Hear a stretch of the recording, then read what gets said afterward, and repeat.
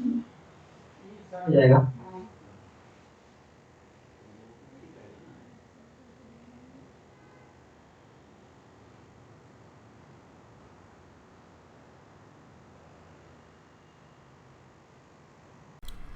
Welcome. इस lecture में हम लोग प्राचीन भारत के एक बहुत इम्पोर्टेंट टॉपिक गुप्त काल डिस्कस करेंगे। गुप्त काल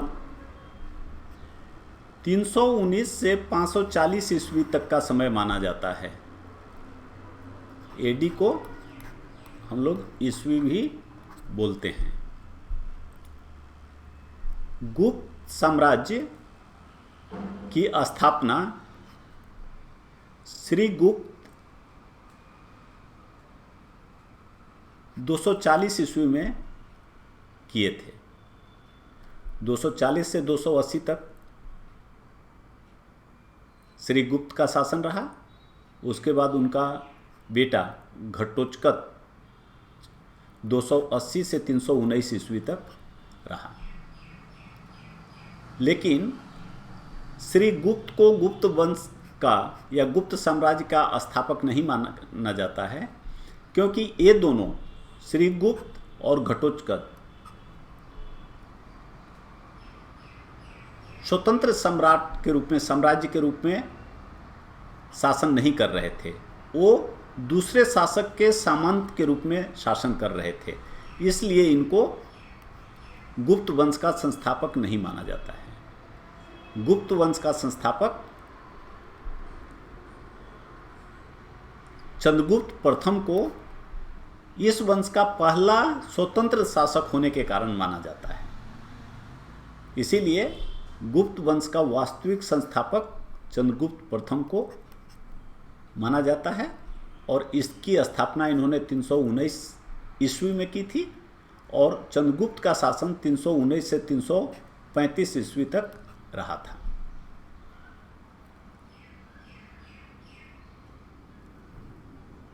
जिस समय एक गुप्त वंश का शासन भारत के पूर्वी भारत भाग में चल रहा था, उसी समय मध्य भारत में नागवंश का शासन था और दक्षिण भारत में वाकटक वंश का शासन था। चंद्रगुप्त प्रथम ने महाराज धीराज की उपाधि धारण की थी और 319 एडी में ईस्वी में इन्होंने गुप्त संवत की शुरुआत की थी। चंद्रगुप्त प्रथम लिच्छवी की राजकुमारी से शादी करके गुप्त वंश का सम्मान बढ़ाया था। चांदी के सिक्के की शुरुआत भी चंद्रगुप्त प्रथम के समय हुई थी।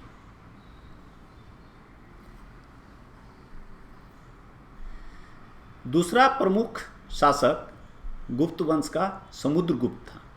समुद्रगुप्त को भारत का नेपोलियन कहा जाता है, क्योंकि भारत के बहुत बड़े हिस्से को उसने जीता था।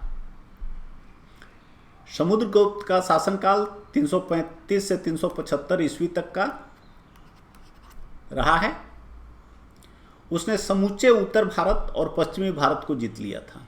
उत्तर भारत और पश्चिमी भारत को जीत लिया था और दक्षिण पथ के भी 12 शासकों और उत्तर पथ के 9 शासकों को उसने युद्ध में पराजित किया था।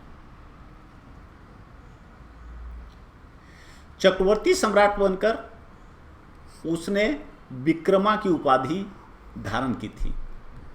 पहले चक्रवर्ती सम्राट कहते थे जब लोग अश्वमेध यज्ञ किया करते थे, घोड़े को छोड़ देते थे, जहाँ तक वो घोड़ा जाएगा उनका साम्राज्य होगा, नहीं तो जो घोड़े को रोकेगा उसको उस राज्य से लड़ाई करनी पड़ेगी। लेकिन बाद में भारत में, जैसे हम यहाँ कह रहे हैं चक्रवर्ती सम्राट, का मतलब था जिसने भारत को एकीकृत शासक के रूप में शासन किया, पूरे भारत को एकीकृत करके शासन किया, तो वैसे राजा को चक्रवर्ती सम्राट बोलने लगे थे।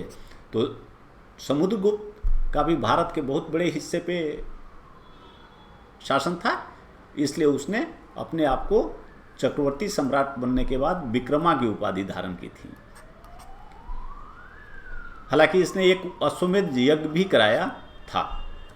इलाहाबाद स्तंभ के लेख के लिए उसने हरिश्चंद्र की नियुक्ति की थी। इलाहाबाद में एक स्तंभ लेख बनवाया जिसमें उसने अपने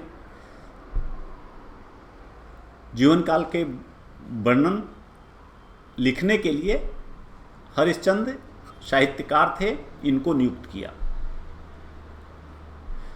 उसके शासन में समुद्रगुप्त एक कवि थे, कविराज की उपाधि धारण की।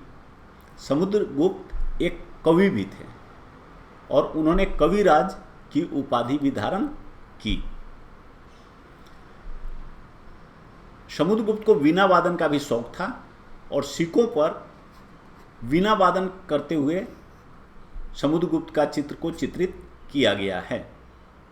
समुद्रगुप्त ने बौद्ध धर्म को भी संरक्षण दिया। यशुबंधु नामक बौद्ध भिक्षु समुद्रगुप्त के दरबार में रहता था।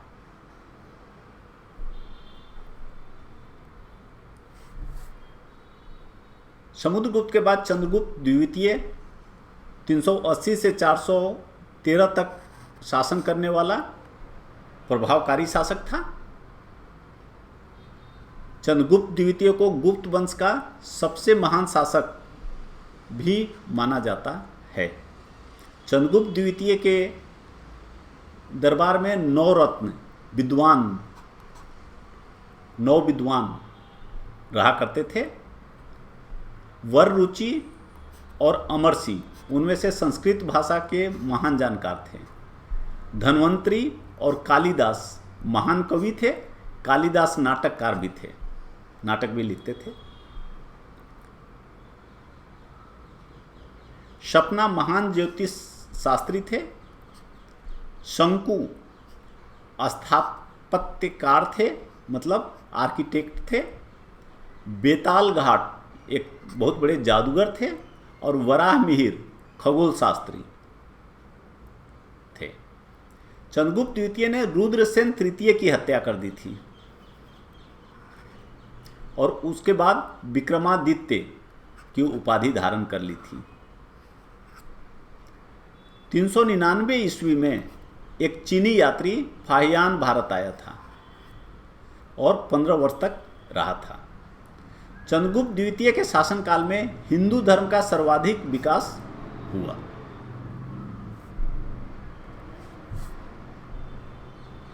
कुमारगुप्त प्रथम चंद्रगुप्त द्वितीय का पुत्र था और चंद्रगुप्त द्वितीय के बाद राजा बना। वह कार्तिकेय ईश्वर की पूजा करता था। 413 एडी में नालंदा में उसने महावीर की स्थापना की, जो बाद में बौद्ध धर्म के अध्ययन के लिए विश्वविख्यात हुआ। उसने महेंद्रादित्य की उपाधि धारण की थी। कुमारगुप्त प्रथम ने महेंद्रादित्य की उपाधि धारण की थी और इसने बहुत सारे अभिलेख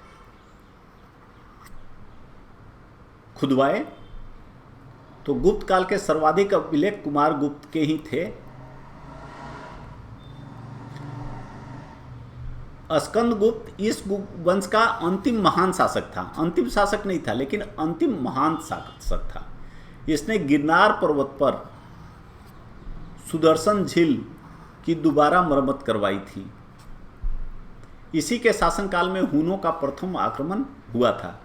जब तक स्कंदगुप्त था, हुनों को अपने यहाँ शासन नहीं करने दिया। इसके मृत्यु के बाद हुन शासन की स्थापना हुई। Good luck.